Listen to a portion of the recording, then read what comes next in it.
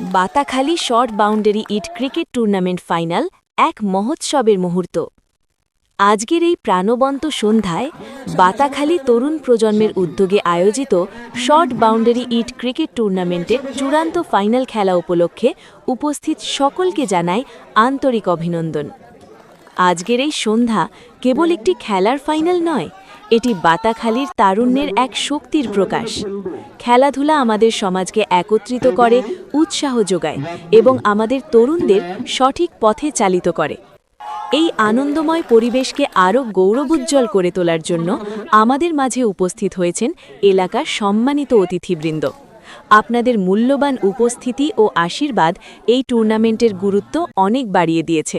আপনাদের প্রতি আমাদের গভীর শ্রদ্ধা ও কৃতজ্ঞতা।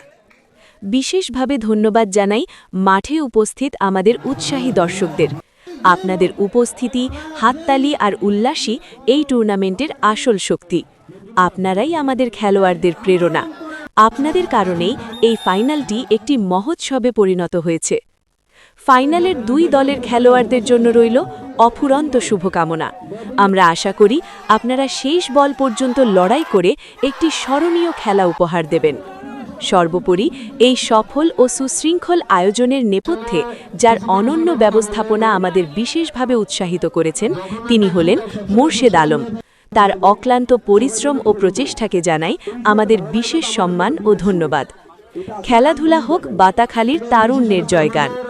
ধন্যবাদে বাতাখালী তরুণ প্রজন্ম।